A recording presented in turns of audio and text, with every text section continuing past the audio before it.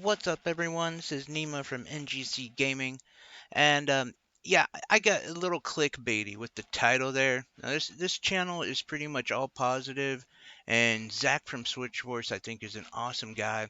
I'm going to talk about though me exposing him, quote unquote. We're also going to talk about Neo: The World Ends with You. I think my first impression of this game was lackluster and uh it, honestly just completely unprofessional. So I do want to give it the time it deserves. And we're going to talk about the Joy-Con situation coming from Nintendo. It seems that some people have opened up the new Zelda Skyward Sword Joy-Cons, and they found a little bit more in them than previous Joy-Cons, at least from like first generation, but we will get into that. First, though, let's talk about Animal Crossing. And the reason I bring up Animal Crossing is because it does get a new update coming out July 29th. And I wouldn't have known this. Now, I will say the add-ons are like the fireworks show, and then it says seasonal events. They didn't even do a trailer. They didn't do a blog, anything. All they did was a tweet. And there was a running joke going on Switchforce where Zack from Switchforce was getting his teeth, his wisdom teeth extracted, and he said he's gonna race Nintendo to see who's gonna do what first. If he gets his teeth pulled out, you got to give him an update. He needs the update for Animal Crossing. This is a game that's kind of been neglected, and I don't even know if neglected is probably a genuine word for what they've kind of done. Uh, 87 days, I believe, and probably more than that at this point. I think it's like 90 days since we've gotten an update on Animal Crossing. I'm not a huge Animal Crossing fan, but I know a lot of people are. And to be fair, Zach from Switchforce actually kind of got me a little bit more into it, so I care a little bit more. But for the 33 plus million people who do play that game, or have bought in that game at least, these updates are really important, considering a lot of people have said that New Horizon is just below the mark of some of the other previous installments because of content. Now, the only reason I know about this Nintendo Switch update from Animal Crossing is because of Zack from Switchforce. And 45 minutes after having his wisdom teeth pulled out, this tough, tough son of a gun, um, that's not fair, uh, went on. He did a show yesterday. He had his wisdom teeth pulled out 45 minutes before starting his recording. Went on, was super professional, didn't seem like anything bothered him. He crushed it. So let me just expose this as being, I'm just going to say it, the toughest video game YouTuber out there. I haven't seen anyone go through that. I mean, I myself have noticed like, oh, I didn't get enough sleep last night. I don't think I'm gonna do a video today. Or, uh, it was a long day at work. I don't feel like doing a video. I know there's a lot of other guys who maybe do a video once a week, and they have their excuses. I love Wood from Beat 'em Ups, but I mean, he did a video early this year saying he hasn't done a lot of videos just because he's been playing Stardew Valley. No one has excuses with the man, the beast that is Zack from Switchforce. Oh my god. It's definitely worth watching. Like, you should totally watch the video from yesterday, even if you're not an Crossing fan, but just to see the resilience of this young man having his wisdom teeth pulled out, which I imagine has got to just be god awful.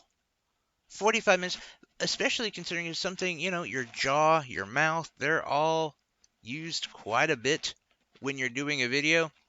And he goes ahead and does a video after having four teeth that were, I'm guessing, I haven't seen his mouth, but I'm guessing were pretty buried under the gums, ripped out, not enough for him to stop doing his video. The man is a beast. You should definitely check out that video just to see the resilience of him. Pretty insane right there. So moving on, some people have discovered in the Skyward Sword Joy-Cons.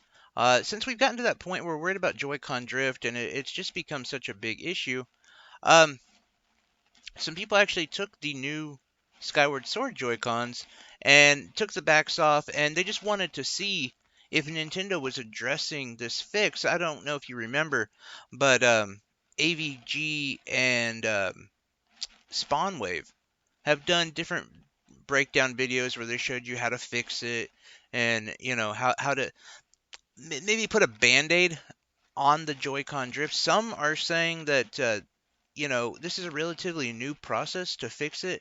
The process of adding like a 1 millimeter piece of cardboard or what have you behind the actual Joy-Con, the analog stick, it's giving it this extra pressure that apparently as you use the Joy-Con, and the analog specifically, it starts to loosen up over time.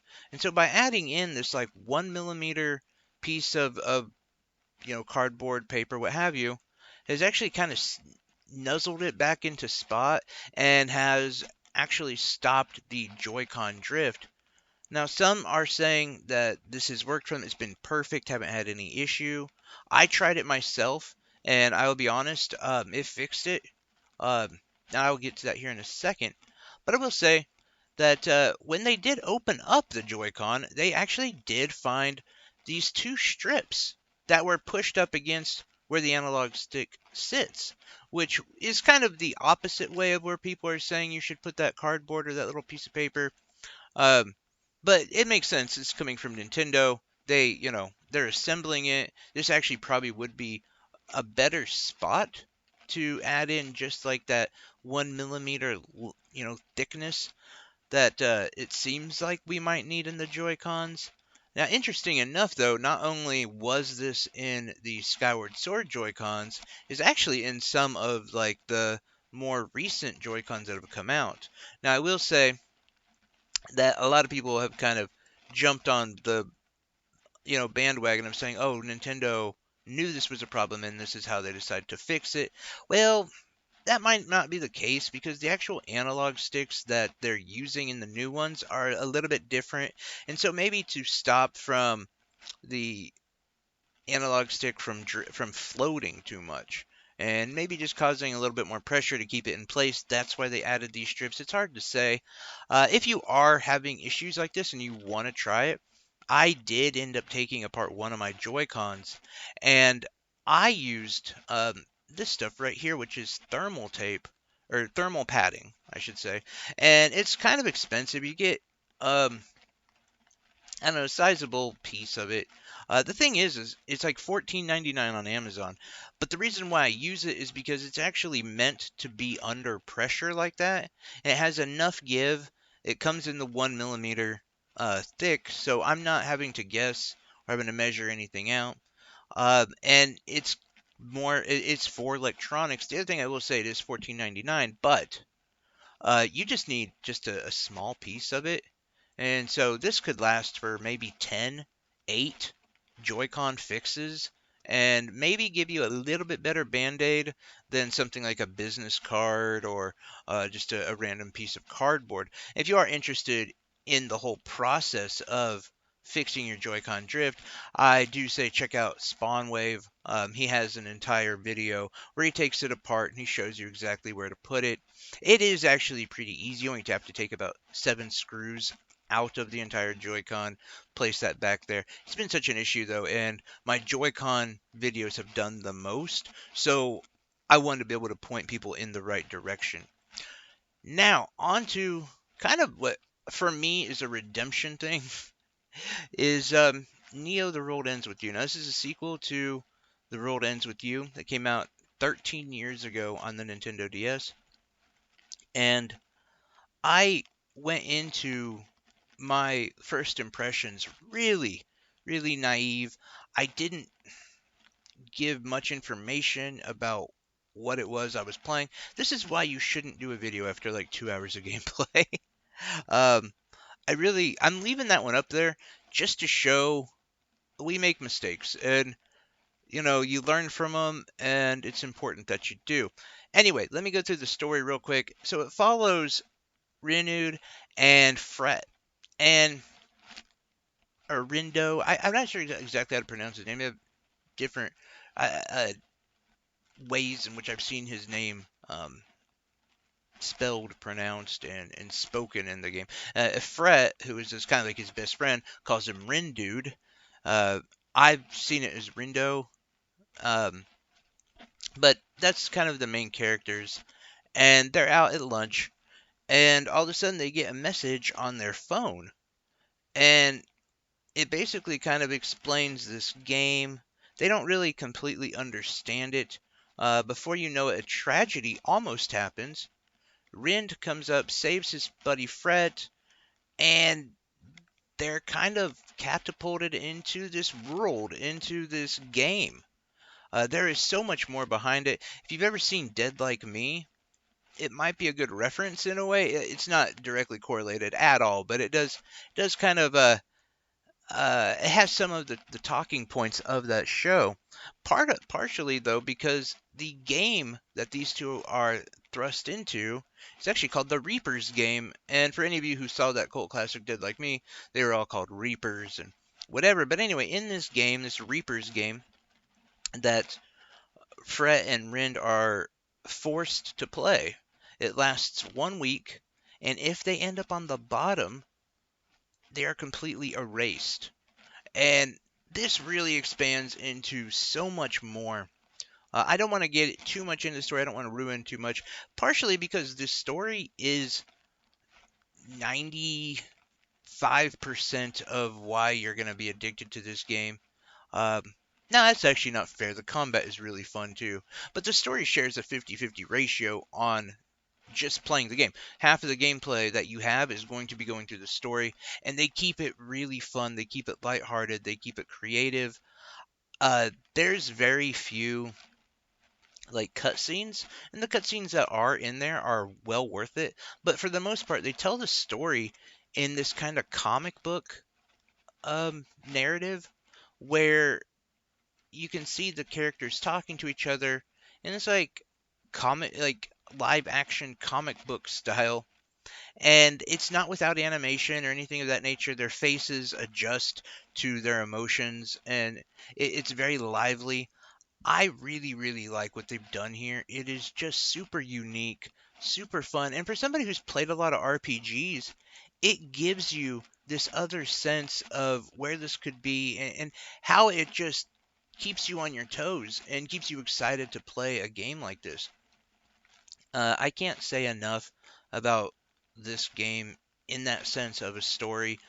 Most games, honestly, as maybe, I don't know, with age or whatever, I, I I'm not that sucked into the stories anymore. I'll be honest. There's a few games that can, and when that game will pull me into a story, something like Skyward Sword, I completely love. I mean, I pay attention to the story enough, but not. Yeah, I'm not engrossed in it the way I have been with Neo the World Ends With You. By the way, that's not a shot at Skyward Sword. That game is my favorite game right now. But Neo the World Ends With You, it really, really sucks you up into the story. It's got so many little plot twists, and just the conversations and the banter that they have is really fun. It's like kind of reminds you of hanging out with friends, and that's just half of the game. The other half of the game involves the combat, and the combat is amazing. Um, it is rhythmic, and there's a lot of the beats and how you follow that rhythm. Each button you have controls a different character in the fights. I know a lot of people have compared it to like Kingdom Hearts, but it's not it at all. It really does take a lot from its predecessor, and it does, offer that action of Kingdom Hearts. So if you want that like nonstop fun action of it, but also offers this combo meter where if you hit the right button and the right attack at the right time, it extends this thing called a groove meter. And once that groove meter is at 100%, then you can do a super powerful move, which is game changing in a lot of ways. And sometimes you really, really need it. Other times it's just fun to prove that you could do it. But what you're fighting is, for the most part, these things called noises. Um, and that's a good way to level up to get pins. And pins, by the way, are kind of like your weapons. They all do something different. Uh, they can be from shooting out laser beams to doing a special physical attack to some defense perks, all sorts of different things. It's probably one of the funnest things about this game is going through the battles just to try to collect pins and trying to use different combinations with your party members, each equipped with a different pin, to kind of see what kind of combos you can then perform. This game is very, very action, and it's got just swag dripping off of it. And so it would be a disservice if I don't talk about the music. The music goes from everything from like kind of easy listening, if you will, to hip hop to death metal. It's all over the board, and it's great. It's fantastic. It gives you the energy to kind of keep up this pace with the fighting. It encourages that energy that it invokes with not only the music but with the gameplay itself. And it does all of that very organically. You don't feel like you're being forced into playing their style of game. It it really does just walk you through that process and really welcomes you into this world. I have really, really enjoyed this game. I've had a hard time putting it down, if I'm being honest. And so, anyone who's on the fence of getting it, you should definitely pick it up. The graphics are great. It's got this really, really awesome style. As you walk around, you can see all the NPCs. You can't interact with them, but you can actually hear their conversations, and that can actually help to guide you through the story. But there's so many details mixed in with all the stores, and some of them you can stop in. There's a Tower Records here where you can buy music, CDs. There's accessory shops and things of that nature. You can buy clothes, and just the liveliness of this entire world is so great. And there's just so much you just want to be able to expand upon, so many things that you want to just kind of do a little deeper dive. Hey, what's over here? What's down this alley? What's over on this street? What buildings can I access? At the same time, you're having this great banter with your teammates. And I can't really suggest this game enough for an RPG fan. I had talked about Monster Hunter Stories 2, and I do have a final review coming out for that game. And spoiler alert, it sort of drops off. I'm going to be honest. It didn't keep me engaged like it did when it first came out. And I had to kind of do a little evaluation on myself of how fair I was being to the game and how fair I was being to myself. And when I thought about it, I hadn't played a new RPG since Yakuza Dragon, the latest one that came out in, what, November? And so part of my excitement with Monster Hunter Stories 2 was it's a new RPG. Yay! Uh, I don't see that becoming an issue with this game because it's not repetitive and it is very, very engaging. Far more engaging than most RPGs I've actually played. I could see myself spending a ton and ton of time with this game. I definitely recommend checking it out. The demo is still up. If you are a fan of the original one, you're going to love this one. Uh, there is not enough to say good about this game. The only thing I would suggest is if you are a little light on funds, maybe after spending that Skyward Sword money, we saw the numbers on Skyward Sword and did very, very well. Uh, you know, these games always go on sale. Maybe not within a month, but sometimes they do. Monster Hunter Stories 2 has already been on sale for like 20% off. So, you know, if you can get by with just maybe playing the demo, maybe finishing up some of that backlog, I would just check, from time to time on places like Amazon or the Nintendo e-store, and just check for the sales because we know they're going to happen. They're gonna pop up. And in fact, one of the future videos I plan on doing, maybe a monthly or weekly thing, is to highlight Nintendo eShop sales because of just how many there are. And I kind of went through that and realized there is a ton to sift through. And maybe someone like me should be the one to help people with that. I know there's a lot of other channels who also do that, but why not throw my hat in the ring as well? Anyway, guys, I just wanted to pay some service to Neo the World Ends With You. It's a banger that I did a horrible job giving a first impression, and I hate giving that to you. I want to make sure to give the best content that I possibly can, so I wanted to pay that back and apologize for my horrendous first take of this video, of this game. I also wanted to talk about and give my honor and respect to the man, the beast, the myth, the legend, Zach from Switchforce. Coming through, man. Coming through after having your wisdom teeth pulled out. 45 minutes after that process, he's out doing a video talking about video games. Just such a tough guy there. And yeah, and the Joy-Con reports coming out from uh, Skyward Sword. I thought that was a really interesting story, and it's going to be interesting to see the OLED Switch Joy-Cons, if they've added anything in those. Now, that might tell us a little bit more. That might say, hey, when you get a new Joy-Con or you get a new Switch, open it up and pre-put in the thermal padding or the business card or whatever you're using if it doesn't already have it. It's going to be an interesting situation either way. Anyway, guys, thank you so much for spending your precious free time with me. I truly appreciate it. Anyway, take care of yourself and your loved ones. Bye bye.